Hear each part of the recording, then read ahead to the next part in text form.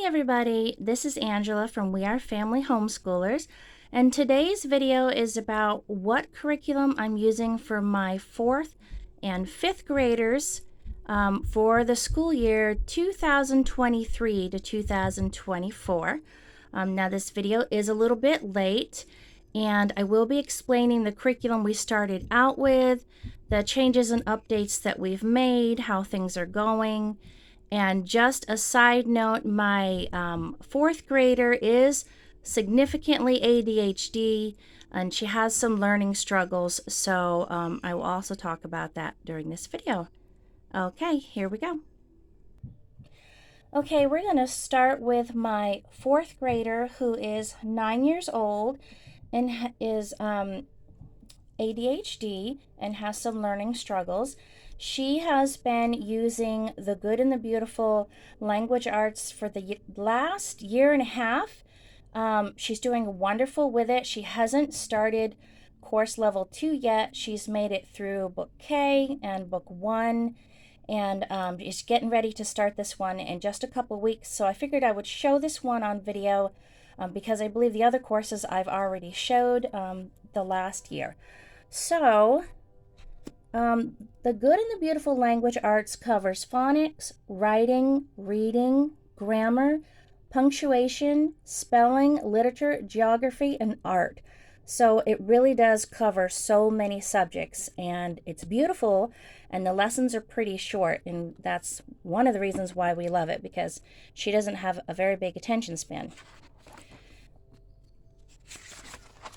Okay, so along with this language arts course, we do have the nature reader that goes with it, and I'll show that to you in a minute. There is also a homeschool app and a letter tiles app on my phone, which we can practice spelling and we can practice phonics games, and there are book narrations and geography books that are read and art lessons and a whole bunch of stuff. So make sure you get the Good and the Beautiful homeschool apps. There's all the instructions in the front of the book. I honestly never read it because it's just so easy to use. It does come with a booster card book, which I'll show you in a second, but it's level C, and this takes place of the phonics cards that they used to use in the earlier versions. This is the most recent version of the language arts. It explains, how to work on the spelling and what sight words they should know. A little assessment to complete before you start the book, so make sure your kid can read at this level. Now, my daughter, I assumed at one point she was dyslexic because she was getting a lot of things backwards. And she could read perfectly backwards, she could spell backwards, and everything was just slow and painful for her. And we did kindergarten and first grade level books for a few years, just kept repeating in different curriculums. And now all of a sudden her reading has just taken off with this curriculum, and now she reads too fast, and so she messes things up because she reads too fast. So now it's more of an ADHD problem, and we have to slow her down. And when she's angry, we need to get her to exercise or just go lay down and do some deep breathing, and then come back to it, and that seems to work. But everything in these books is nature themed, so it has a very calming effect anyways. There's artist studies in here. They're going to talk about, sometimes there are narrations on the homeschool app on the phone, and Jenny Phillips will talk to you about the painting, who the painter was, and the colors they use, and she'll have you, find a little of this or find a little bit of that. Writing assignments.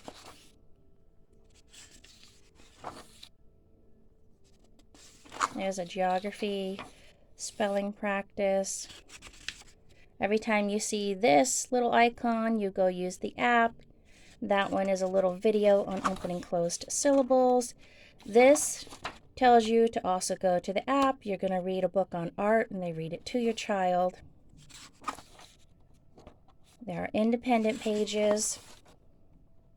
So for example, I do this page, she uses the app, spells these words for me. She also uses the app and goes over a spelling rule. Then she comes over here, she does this page all by herself. And down here it says, don't forget to read a chapter out of your favorite book. So depending on the day, she can pick her own book or she'll have assigned reading.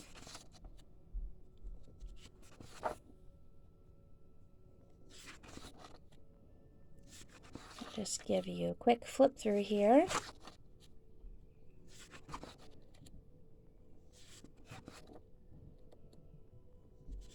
So she's finishing up level 1 right now. She's actually doing 2 lessons a day. And then we'll slow down when we get to this one. And we do work straight through the summer. We'll take a couple weeks off at the beginning of summer, and then we'll just do light school throughout summer. Or if we have any trips planned, we just take the day off.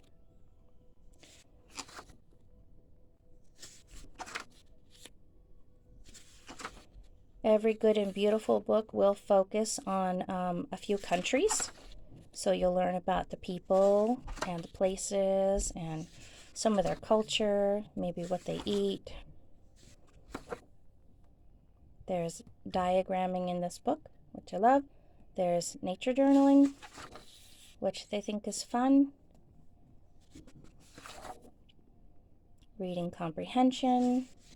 Luke and the Lighthouse. This is a little book series, and we did buy those books, and there is a game that goes along with it, and so she likes doing that too. North America Then and Now geography book.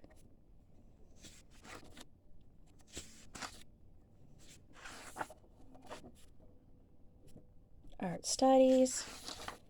They do have videos on the Homeschool app that takes you through art projects and painting. Here's a page here that says 10 tips for parents to help children understand special needs. So this is, if your child comes across somebody who has special needs, how to treat that child and how to speak to them and how to include them and all that stuff. There is a book here on special needs around the world.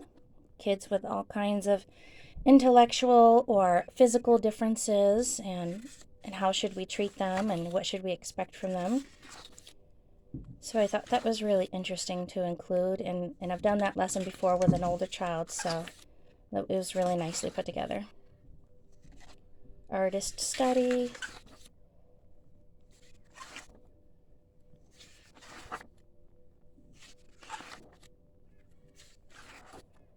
Okay.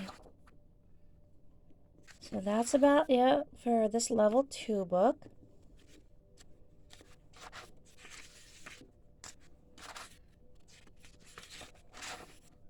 Okay, it comes with shared reading for mom and student to do, Molly and the Falcon.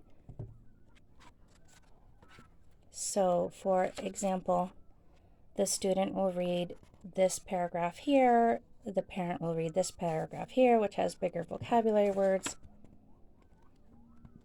It's illustrated. And these go along with phonics principles taught in the booster book. And then there's Wesley and the Wolves. Again, it's another shared reader. Student reads this section, mom reads this section. And here is the booster reader. And so it will tell you, for example, on this page, you're going to do a chapter in Wesley and the Wolves, chapter 2. And we do give stickers for every page they complete. Sight words, phonics rules, poetry. Okay, and that's how that works. And you can move through these booster cards as fast as you want to. So she's actually already in this Booster C book, and she's also already read Wesley and the Wolves, even though she hasn't started the level 2 book yet. So it just depends on how fast your child can progress. You go at their speed. She is also reading the My Third Nature Reader, which has cute stories and very pretty pictures.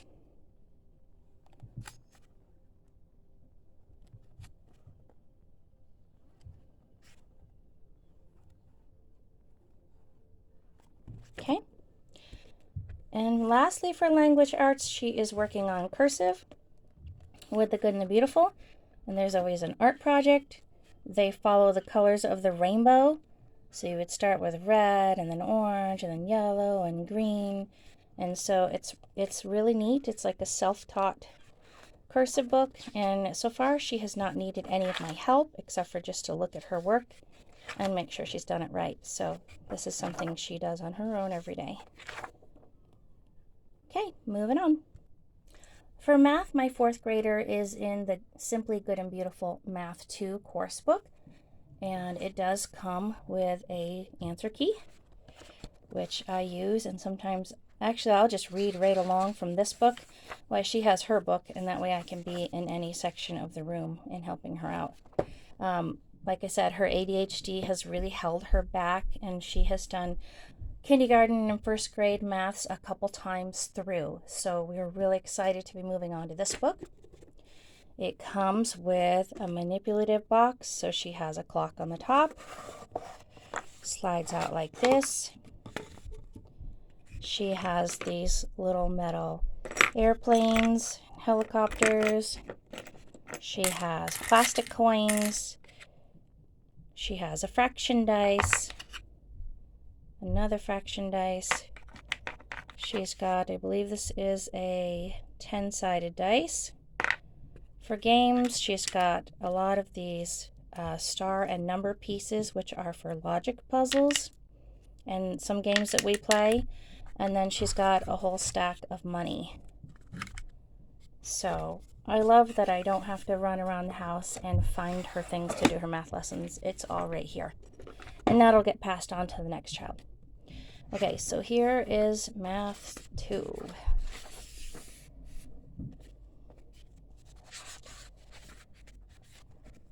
Let's skip around a little bit here. So every lesson starts with a warm-up. So this is something you should already know how to do. It's been previously taught, and so you're just, remembering it real quickly. And then I read her the lesson. And then sometimes there is a game. This one is a subtraction maze that she will do on her own. Then she has an independent review page. Actually, a couple of those on this day. And then it's the next lesson. So some mental math, some warm-up, a lesson I read with her, and then independent review she does on her own.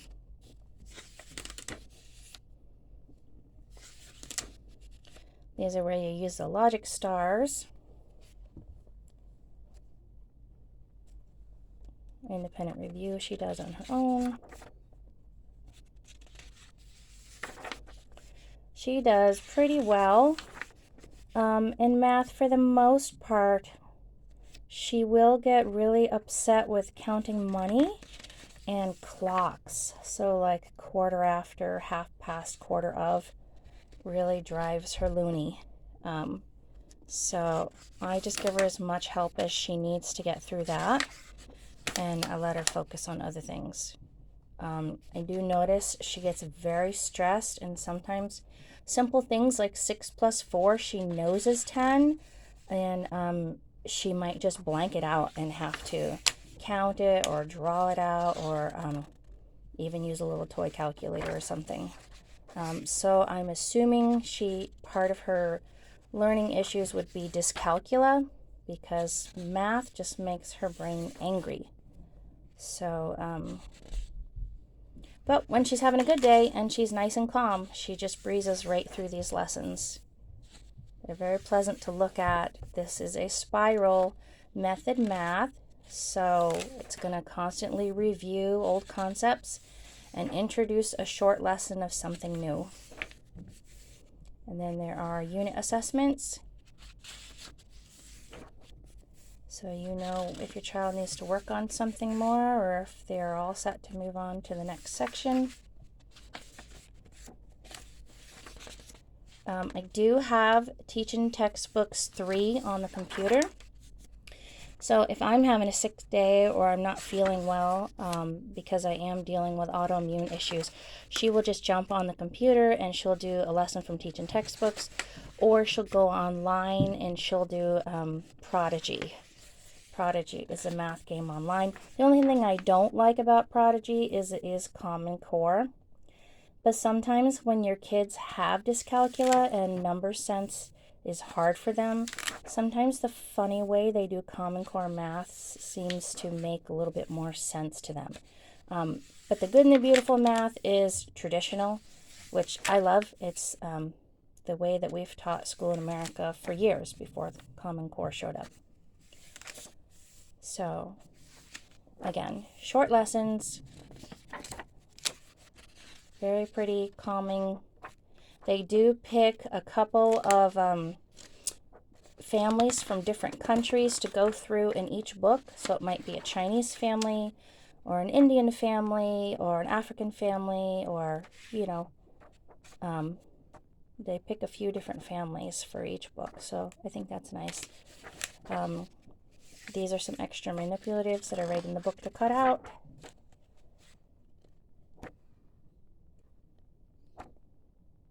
And that's the end of there. Okay, so now we're going to move on to history or social studies and the sciences.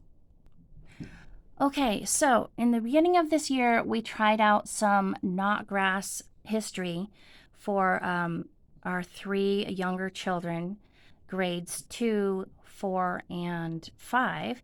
And it was our Star Spangled Story, which the 11-year-old did great in, but the ADHD child found it boring. And the 2nd grade little boy just could not sit still. He couldn't even pay attention if he was playing with Legos.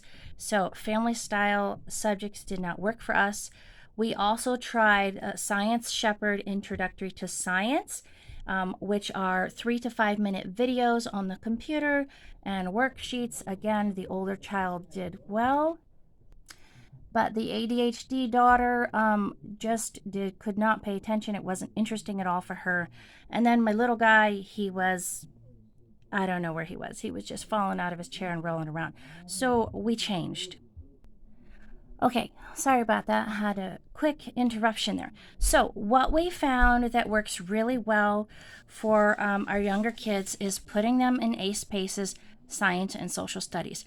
They each have been placed according to their reading levels, and they can work through these in about 10 minutes a day and just be done. And so this works wonderful. And if I'm having a day where I don't feel well and I'm up in bed, they take them right to my bed and they read them to me and answer questions. So let me show you what that would look like. So for example, this is science.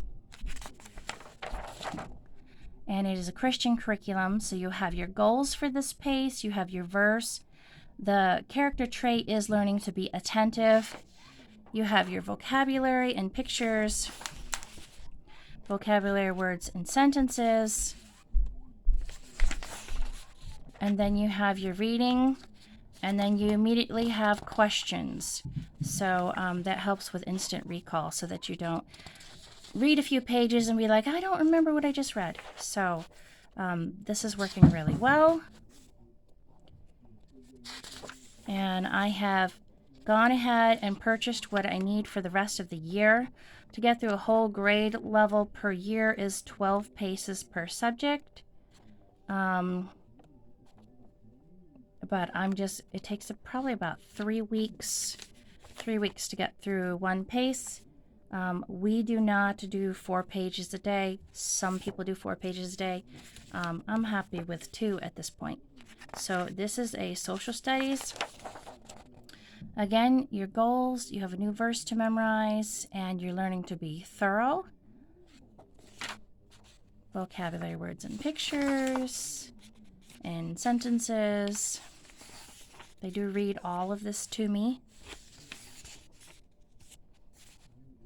Then she reads her stories to me, answers the questions.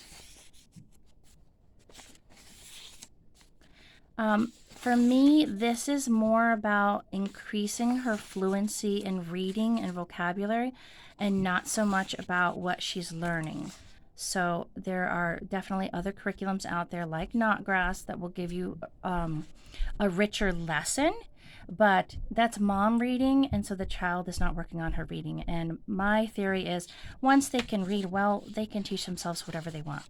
So here's a little test in the middle of the booklet. You'll pull this out when you give it to your child. At the end of the booklet, they will take the test, and then you can record their grade up here at the top. You can recycle this booklet and just keep the tests, or however you want to do that. I keep all of my school materials for 3 years in the storage room, and then I chuck it just to make sure that I have proof if the state ever wanted to check on me. Okay, what we are doing as a family is a gather around unit called History of Tomorrow. And this is History 6. It's American history from the 70s all the way up to Donald Trump. I'm not sure if Biden is in here, but it covers... We do this with the teenagers as well. So let me find a table of contents for you. So it covers then and now, the Camp David Accords, the Cold War thaws, the Persian Gulf War, rise of terrorism, new technology, 9/11, the war on terrorism, Hurricane Katrina, the Great Recession, cleaning up messes, Big Brother's watching, woke culture, new threats, a controversial president, immigration, the COVID pandemic, and now what?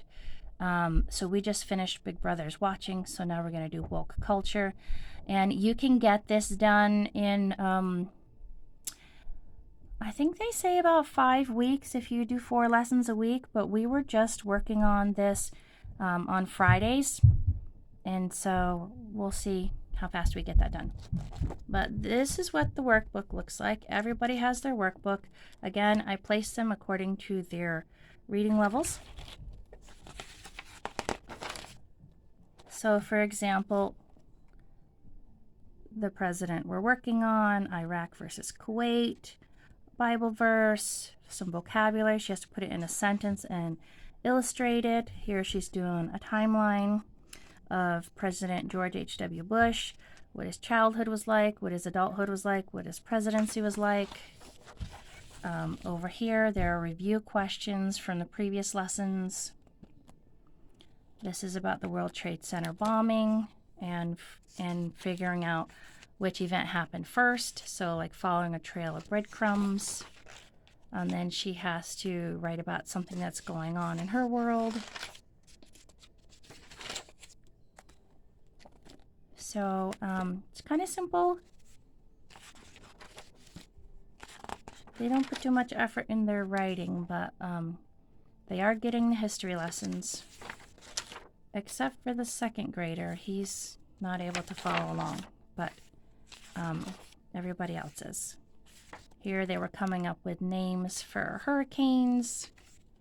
We were studying Hurricane Katrina. There are video links. There are extra books you can read. Sometimes we pull up a YouTube video. The rest of the time we just talk about it. And there are pictures in the teacher's book. So that's what that looks like. We were also studying another gather around unit called South America in the beginning of the year, and I was just doing this with the younger kids. It does have Spanish words in here, and we do have a recipe book, which we were not doing a good job at getting to that. So we're going to come back to this at some point in the spring and finish it up. This covers, I believe, 10 countries in South America, so not all of them, but 10 of them, and it spends 2 days on each country. And their father's from Colombia, so I thought it would be really important to study South America. We cover facts about the country. We cover the ecosystems, missionaries, some language, and then tells you to go get into the workbooks. And then day 2, We read about a child who grows up there, their capital city, some culture, some food, some animal studies, a little bit of history, what made it to the news,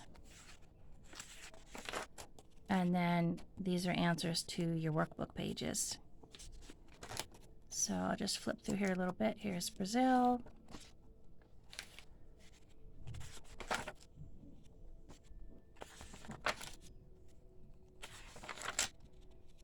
Again, I probably wouldn't do this with little kids, although it says it's for the family, just because I know my 7-year-old and 5-year-old are not interested. They're not paying attention.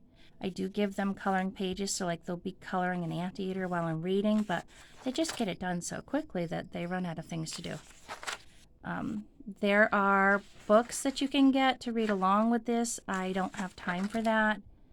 There are lots of YouTube links if you want to see little videos of these countries.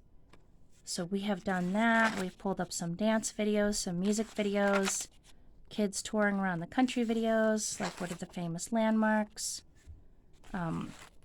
So I definitely do love these units. When you do these units, you don't have to add in any other subject except for math, because the workbook takes care of all of the subjects. So that is something to think about. If you want to simplify your homeschooling and bring the family together, then these gather around units would be the perfect way to do that. You get your science and your history and your language arts and your Bible, and then you just need to add in your math. But I don't do it like that. I do it as more of a supplement, so we'll do these 1 or 2 days a week. Okay, and then this is the recipe book. You have grocery lists. That's what the recipes look like.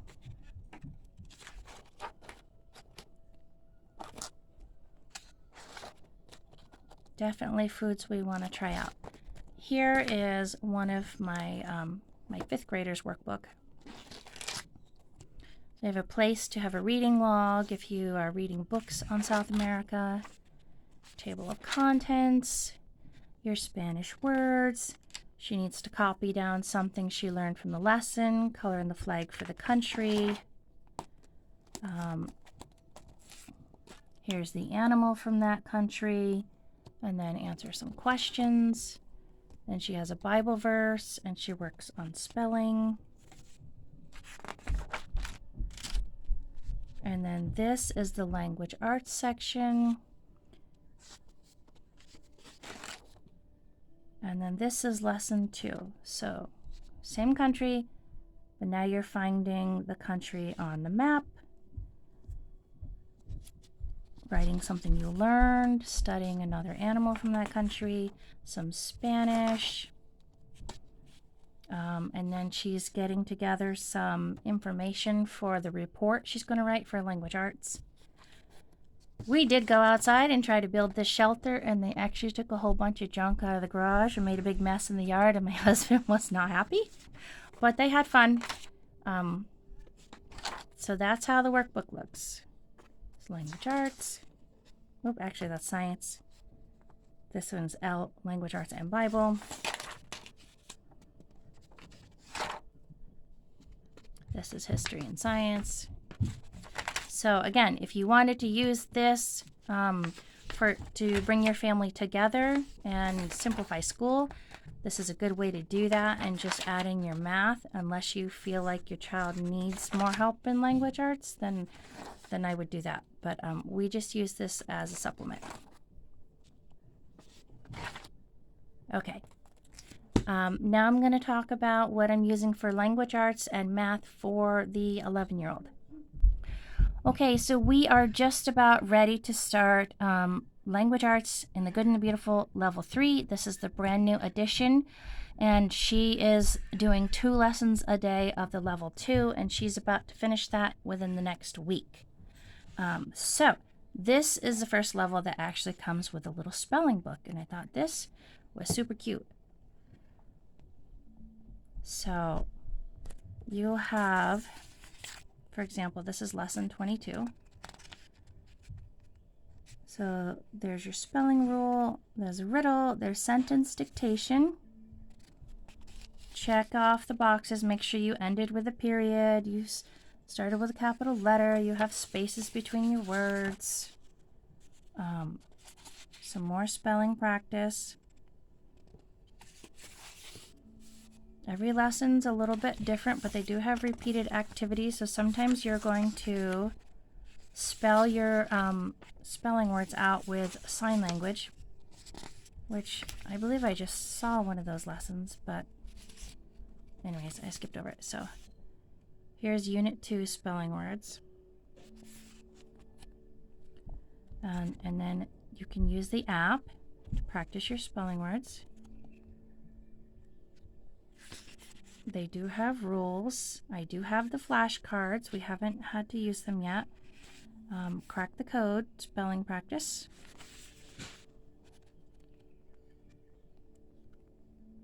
Oh, here we go. Spelling out some spelling words in sign language.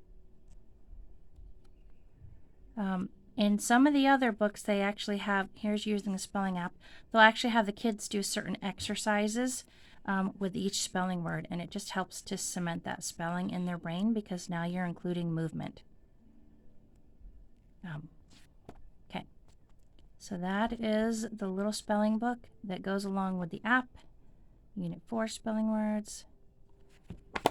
Okay.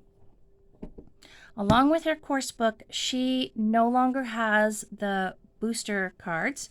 She is actually going to have chapter books. So this one comes with 4 pretty good sized chapter books. And I believe they are shared reading. So here is the phonics practice. Here's a glossary of words you're going to see in the story and their definitions. Okay, so the parent teacher is going to read the prologue. Oh, here we go. Okay, and the student reads the blue sections, and the parent or the teacher reads the orange sections. So this is shared reading, but it's a lot more reading. Like I said, the phonics practice is included. It is illustrated. So the parent would read this page, the student would read this page. My daughters love it when I help them read through a story. And it also helps you to bring up their reading level when mom's reading to them. So the sections I would read would be probably a little bit more interesting, have a lot more vocabulary, bigger words. And it just gets them familiar with hearing some good reading, and then their reading is a little bit more simplified to their reading level. So that is Heather and the Highland Pony. Then there's The Kingdom of Kind, which I've heard lots of wonderful things about this one. Same thing, shared reading, phonics pages, Timothy of the 10th Floor.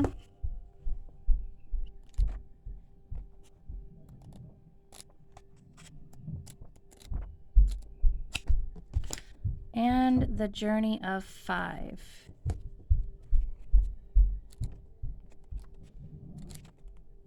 Shared reading, same thing. Okay. She also is working on cursive this year, same level book as her sister, and she hasn't needed any help so far. She's doing really well. Okay, now let's look at this big book. This one is beautiful. This is the latest edition. It covers phonics, writing, reading, grammar, punctuation, spelling, literature, geography, and art. Again, it tells you here where to find the apps and download them on your phone. Table of contents. Scope and sequence for spelling.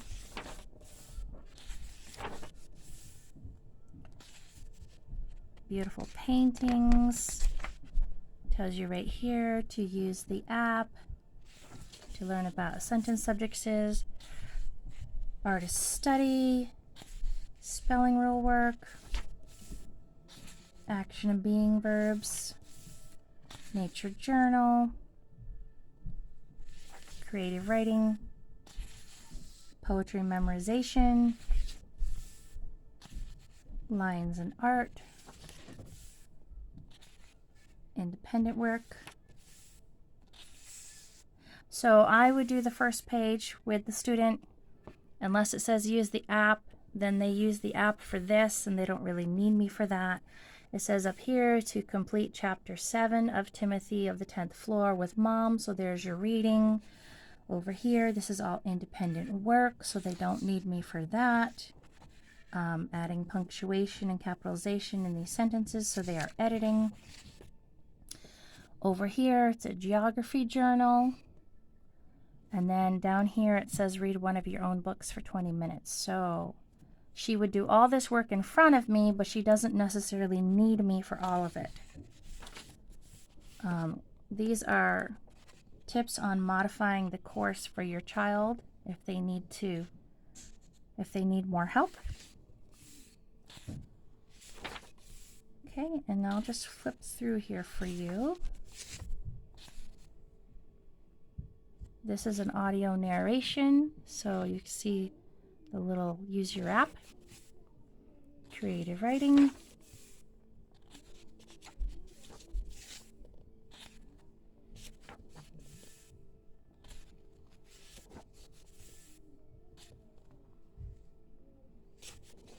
every lesson is typically about 20 lessons long. There are art lessons in here, how to paint, how to draw, sentence diagramming.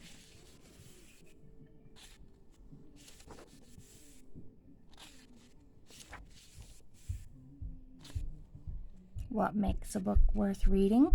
I love these lessons. There was actually one in the last book too.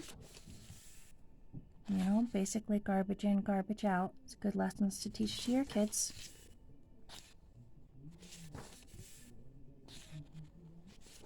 If you want your children to speak well, they need to read good books. Poetry, art study. That's beautiful. More sentence diagramming.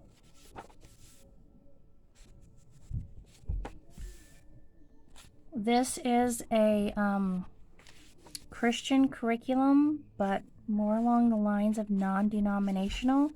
So basically, God is creator, God is loving and kind. You know, we should treat others the way we want to be treated. It doesn't push any particular doctrines. There's your geography, animal poetry, lots more creative writing in this one, your animal journals. That one was shared reading. This is working on a story, main character, supporting character, revising your story.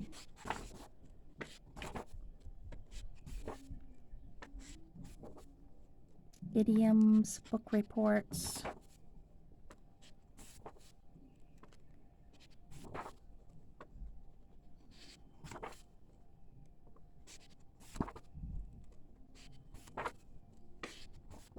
So you're actually getting quite a few subjects covered when you use the good and the beautiful language arts, which I love, because then I don't have to worry about finding poetry or geography or extra phonics or spelling or a reading curriculum. Everything is right in here. And it's beautiful. And art. I never have time for art. But they do, like I said, if you have the apps, they will also show you how to do some painting and drawing lessons, which my 5th grader loves. So, oh, that was cool. What was that? A survival guide? That's neat.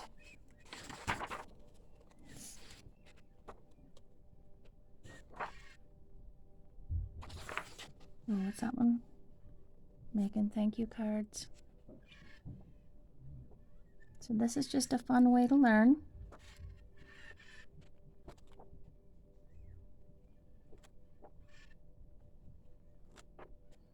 All right, so that wraps up her language arts.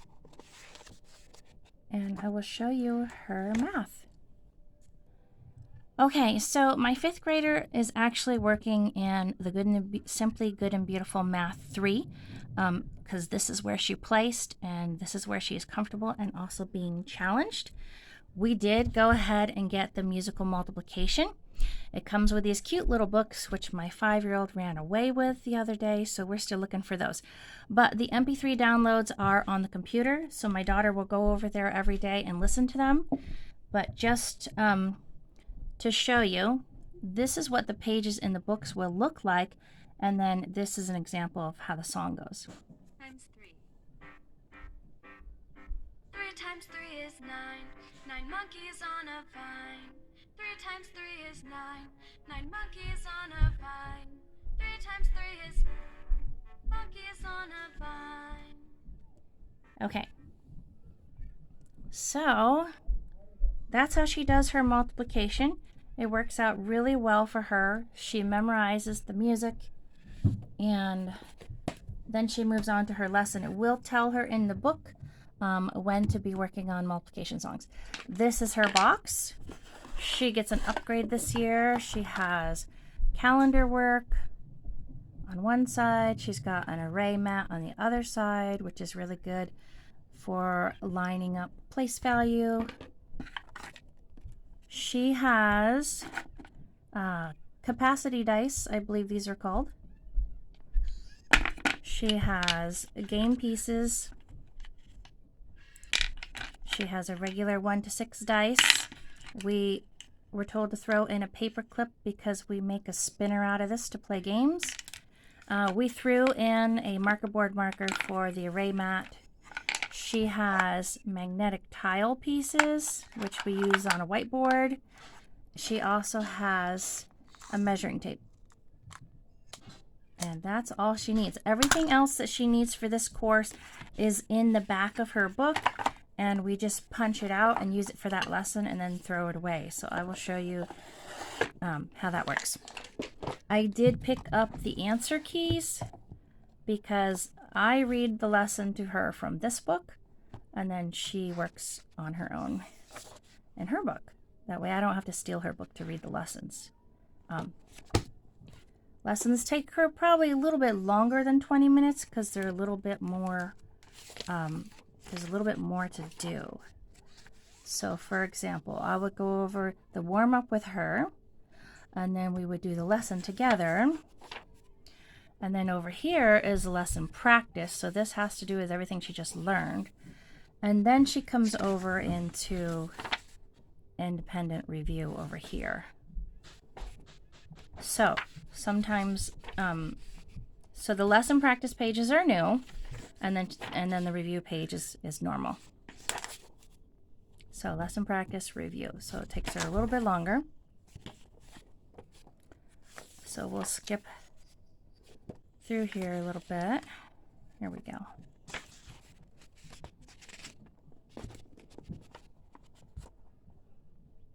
Skip counting practice, converting between inches, feet, and yards. So this is a section Mom reads with her. She practices everything I just taught her. Over here, she works on her review. So down here, multiplication practice, it says to work on set B for 10 minutes. So she'll go over to the computer, she'll look at the pages on her book, and she'll listen to the songs. Again, like I said before in the other books, there's lots of nature themes here. They pick a few families from different countries to showcase in every book.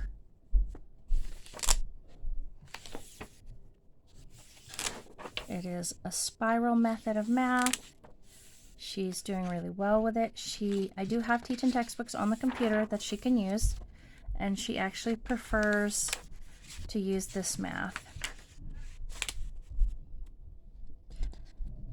This is a family in India. I believe family she's studying about right now is from Africa.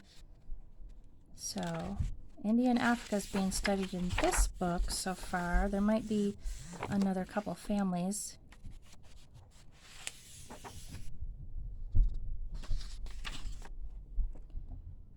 Okay, again, this one says work on multiplication set C.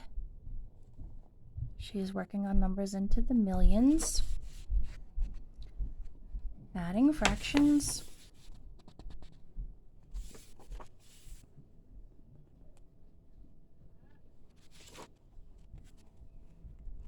They still have your unit assessments. Multiplication chart.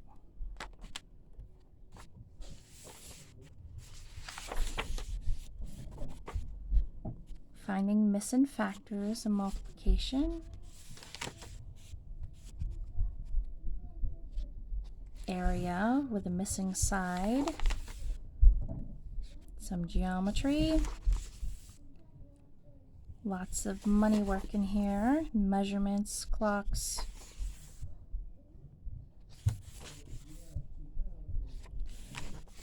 Roman numerals. All right, so let me show you what I meant about the manipulatives in the back of the book. You just pop them out, use them for your lesson, and then you don't have to worry about keeping them. All right, so in the front of the book, oh, she did China in the front of the book. There was her other family. Okay, in the front of the book, she has references. So she has her 2D, 3D shapes, parts of equations. She's got her skip counting chart here, geometry definitions. Over on this page, she's got her measurements and conversions and time conversions. Order of operations. Please excuse my dear Aunt Sally, which we have not gotten to yet. When she reaches level 4, and then of course, you know, frequently asked questions, she does have a multiplication chart here. We will check off when she's mastered her sets in the musical multiplication. Oh, and I meant to say when she gets to math level 4, the lessons will be taught online. And you'll have a little QR code, or you can just go to the website and watch the videos. They're accessible for free. And then Mom doesn't have to teach the course anymore, which is great, but I still have to check her work. So, and that's it for her math. Okay, she is also using ACE PACES for social studies and science. And I will just give you a quick peek at her reading level. So it's the same thing.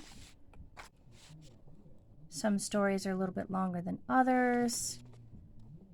Find the answers, vocabulary and sentences. You're supposed to be writing in cursive, but she's just learning, so she doesn't have to.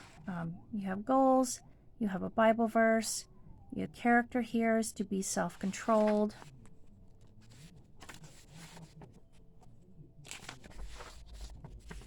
I saw that page.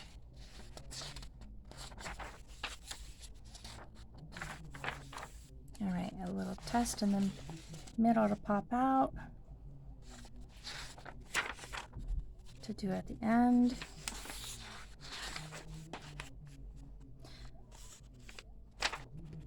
Sometimes she underlines the right word, sometimes she has a word bank, sometimes she just has to go back to the story and find the answer.